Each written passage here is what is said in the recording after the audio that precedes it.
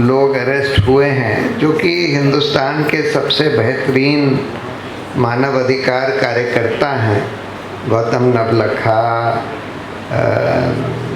इतने सारे लोग हैं, आनंद तेलतुम्बले, वहाँ की छत्तीसगढ़ की वो जो एडवोकेट सुधा भारद्वाज, वरवरा राव, इतने सारे लोग हैं। उनका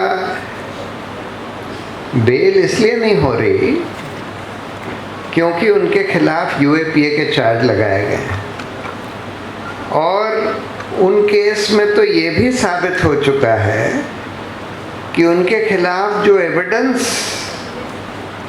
पुलिस ने या एनआईए ने पेश किया है वो भी सारा फैब्रिकेटेड है। उनके कंप्यूटर का कुछ कह रहे हैं कि ईमेल से ये जाहिर होता है कि वो प्रधानमंत्री की हत्या की साजिश कर रहे थे। और वो जो ईमेल्स वगैरह जो सबूत के तौर पर पुलिस बता रही है वो सारे प्लांट करे गए हैं।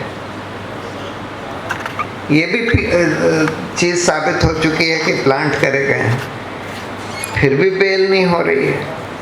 क्योंकि यूएपीए एक ऐसा कानून है जिसमें ये कह दिया गया है कि बेल देने से पहले कोर्ट को ये फाइंडिंग रिकॉर्ड करनी होगी कि इसके खिलाफ चार्ज झूठा है।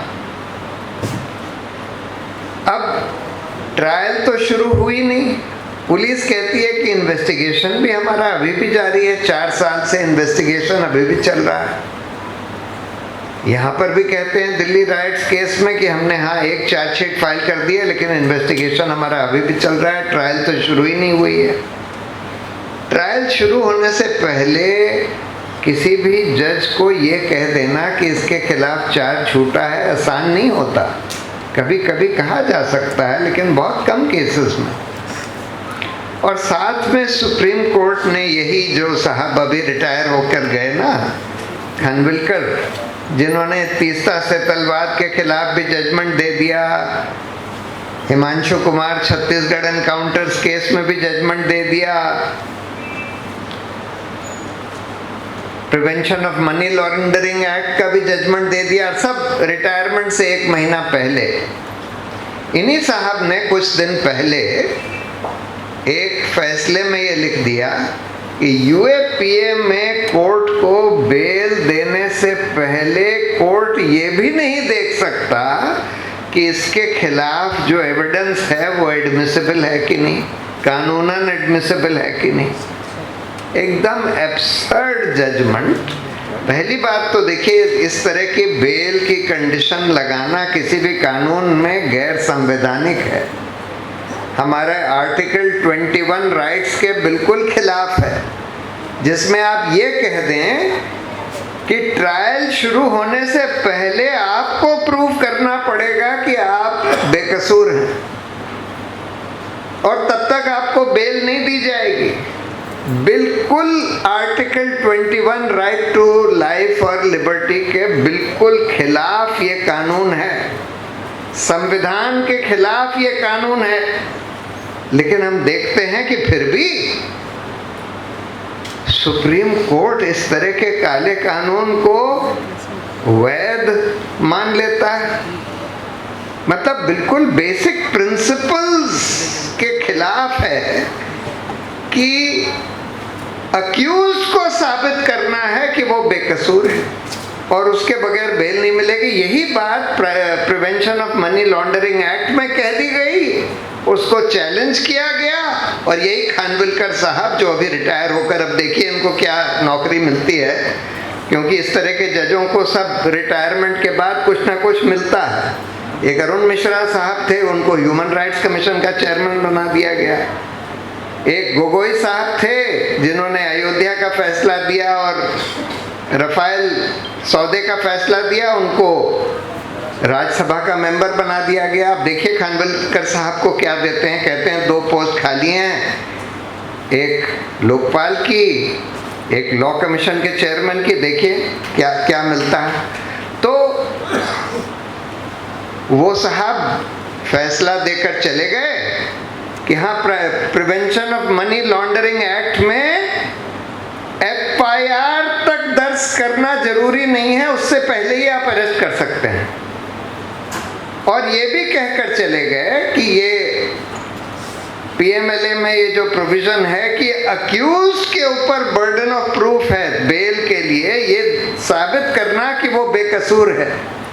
देखिए, नॉर्मल बेल के प्रिंसिपल सुप्रीम कोर्ट बहुत बार ले डाउन कर चुका है कि bail is the rule, jail is the exception. यानी कि नॉर्मली बेल दी जाएगी और बेल सिर्फ 3 कारण से रिफ्यूज करी जा सकती है, सिर्फ 3 कारण। नंबर 1 कि इसका रीजनेबल सस्पिशन है कि अगर इसको बेल दे दी गई तो ये भाग जाएगा, ट्रायल के लिए नहीं आएगा। नंबर 2, अगर बेल दी गई तो ये एविडेंस से टैंपर करेगा। नंबर 3 कि अगर बेल दी, इसने कोई बहुत ही खतरनाक अपराध किया है और बेल दी गई तो ये अपराध रिपीट करेगा। ये प्रिंसिपल है बेल का कि सिर्फ इन 3 कारण से बेल रिफ्यूज करी जा सकती है, इन्वेस्टिगेशन के दौरान या ट्रायल के दौरान। अब इन सब केसेस में ये 3 कंडीशंस में से कोई भी नहीं लागू होती, लेकिन फिर भी बेल नहीं दी जा रही इन केसेस में। तो एक तो ये UAPA हो गया, PMLA भी उसी तरह का। और दूसरी बात ये है कि जो एजेंसीज इन कानूनों को एनफोर्स करती हैं, NIA, एनफोर्समेंट डायरेक्टरेट, ये सब बिल्कुल सरकार के अधीन हैं, यानी कि बिल्कुल सरकारी एजेंसीज हैं। इनकी नियुक्ति, ट्रांसफर वगैरह सब सरकार के हाथ में है। CBI के लिए तो सुप्रीम कोर्ट ने बोल दिया कि CBI के डायरेक्टर की नियुक्ति के लिए एक 3 मेंबर कमेटी होगी जिसमें प्रधानमंत्री, लीडर ऑफ ऑपोजिशन और चीफ जस्टिस होंगे। लेकिन enforcement directorate, NIA, narcotics control bureau, इस तरह की कई संस्थाएं हैं जो बिल्कुल सरकार के हाथ में हैं, उनके चंगुल में है। पुलिस चीफ के बारे में और पुलिस के बारे में भी सुप्रीम कोर्ट ने 2006 में एक अहम फैसला दिया।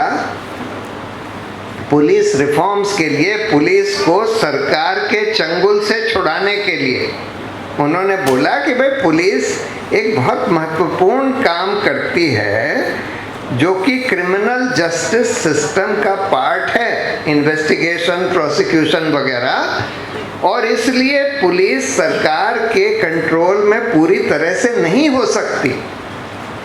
और उन्होंने कई 6 आदेश दिए, लेकिन हम देख रहे हैं कि आजकल उन आदेश का भी पालन नहीं हो रहा। और पुलिस जो है, खासकर दिल्ली पुलिस का तो हम रोज देख रहे हैं कि बिल्कुल सरकार के इशारों पर काम कर रही है। जो चाहे उनसे करा लीजिए। अगर आप कहलवाना चाहें कि दिन रात है या रात दिन है तो वो कहने के लिए तैयार है। तो इस वजह से कानून भी काले कानून हैं और उनको जो एनफोर्स कर रहे हैं, जो उन कानूनों को लागू कर रही हैं एजेंसीज, वो भी बिल्कुल सरकार के इशारों पर कुछ भी करने के लिए तैयार हो गई हैं।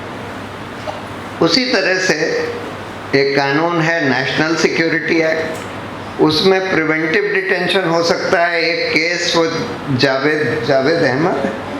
जावेद मोहम्मद जो यूपी के हैं, उनके केस का भी नोट में जिक्र है, जिनको पहले अरेस्ट किया गया और आखिर में उनके ऊपर NSA लगा दी गई। उसी तरह से ये जो चंद्रशेखर आज़ाद, उनको 1 साल तक NSA में आप प्रिवेंटिव डिटेंशन में आप किसी को गिरफ्तार कर सकते हैं, ये कह के कि हमको आशंका है। देखिए, इमरजेंसी में मेंटेनेंस मीसा लगाया गया था जो प्रिवेंटिव डिटेंशन का कानून था, जिसमें कोई अपराध का एक्यूजेशन लगाना जरूरी नहीं है। पुलिस बस ये कह दे कि हमको आशंका है कि अगर इनको गिरफ्तार नहीं किया गया तो ये कोई अपराध करेंगे, और इस आधार पर नेशनल सिक्योरिटी एक्ट में आप प्रिवेंटिवली डिटेन कर सकते हैं और साल भर तक डिटेन रख सकते हैं। कश्मीर में बहुत सारे लोगों को डिटेन किया गया NSA लगाकर। बिल्कुल काला कानून है, बिल्कुल गैर संवैधानिक है मेरी राय में, लेकिन अनफॉर्चुनेटली सुप्रीम कोर्ट अपहोल्ड कर देता है। उसी तरह से एक और कानून है armed forces special powers act, जिसका इस्तेमाल कश्मीर और नॉर्थ ईस्ट वगैरह में किया जाता है, जिसमें कि सिक्योरिटी फोर्सेस को पूरी छूट दे दी गई है कि आप अगर कोई अपराध करेंगे, चाहे आप बलात्कार करें, चाहे आप मर्डर करें, कुछ भी करें, नॉर्मल पुलिस एजेंसीज वगैरह उसका कोई इन्वेस्टिगेशन उनके खिलाफ कुछ नहीं कर सकती, और सिर्फ आर्मी उनके खिलाफ एक्ट कर सकती है अगर वो कोर्ट मार्शल करें वगैरह वगैरह। तो बिल्कुल काला कानून है, लेकिन इसकी भी वैलिडिटी सुप्रीम कोर्ट ने इसको वैध मान लिया। तो बहुत सारे ऐसे कानून इस देश में अनफॉर्चुनेटली बने हुए हैं आज, जो मेरी राय में बिल्कुल गैर संवैधानिक हैं और आर्टिकल 21 के बिल्कुल खिलाफ हैं, लेकिन गलत फैसले देकर उनको अपहोल्ड कर दिया गया है। और उसकी वजह से आज ये सब हो रहा है जो हम देख रहे हैं कि बिल्कुल जो लोग सिर्फ जुल्म के खिलाफ आवाज़ उठाते हैं, और आज तो अगर मुस्लिम हैं, मुस्लिम होना ही अपराध हो गया, मुस्लिम हैं या जुल्म के खिलाफ आवाज़ उठाते हैं, यही अपराध मान लिया गया है। और लोगों को ये कह के कि पहले आपने एकदम झूठे चार्ज में भीमा कोरेगांव में आनंद तेलतुम्बले वगैरह को, गौतम नवलखा और सुधा भारद्वाज वगैरह को अरेस्ट कर लिया, अब आप ये कहते हैं ये आदमी अपराधी है क्योंकि इसका सुधा भारद्वाज या आनंद तेलतुम्बले से संपर्क रहा। मतलब नया तरीका, किसी को आप बिल्कुल झूठे केस में चार्ज कर दें और फिर एसोसिएशन से आप और लोगों को चार्ज करते जाएं, और ये हो रहा है। और दुर्भाग्य की बात यह है कि इसको आज हमारी न्यायपालिका रोक नहीं पा रही है। ये हाई कोर्ट में कुछ सफूरा वगैरह के केस में, कुछ केस में बेल दी गई और बहुत अच्छे फैसले दिए गए हाई कोर्ट की तरफ से, लेकिन जैसे बताया गया कि सुप्रीम कोर्ट ने उस पर भी रोक लगा दी थी। तो अब ये समय आया है कि इस सब काले कानूनों के खिलाफ लोग, जनता जो है, इतनी जोर की आवाज़ उठाए कि उसके बाद फिर न्यायपालिका को भी ये कहना पड़े कि अच्छा हम इस पर पुनर्विचार करेंगे। PMLA वाले फैसले पर अभी रिव्यू पिटिशन फाइल हुई है, उस पर वो कह रहे हैं पुनर्विचार करेंगे। हम लोगों ने एक केस में UAPA के भी ये बेल के प्रावधान चैलेंज करे हैं, जो कि अभी सुप्रीम कोर्ट में विचाराधीन है। तो जब जनता की आवाज़ बुलंद होगी, और देखिए ये सिर्फ मुसलमानों की लड़ाई नहीं है, ये लड़ाई पूरे हिंदुस्तान की है, सब उन लोगों की है जो कि जुल्म के खिलाफ खड़ा होना चाहते हैं, खड़े रहे हैं, और सब उन लोगों की है जो इस देश में एक सभ्य समाज चाहते हैं। इसलिए जब सब लोग इसके खिलाफ आवाज़ बुलंद करेंगे, इन सब काले कानून और ये सरकारी कंट्रोल इन एजेंसीज़ के ऊपर, ये जो इन्वेस्टिगेटिंग एजेंसीज़ हैं, और न्यायपालिका को भी सरकार से पूरी तरह से स्वतंत्र करने के लिए, रखने के लिए, तब जाकर इस देश की व्यवस्था बदलेगी। लेकिन मुझे ये खुशी है कि इतने सारे लोगों ने अपनी दास्तान बयान करी, और फिर भी ये बोला कि हम हिम्मत नहीं हारे हैं, हमारे हौसले अभी भी बुलंद हैं।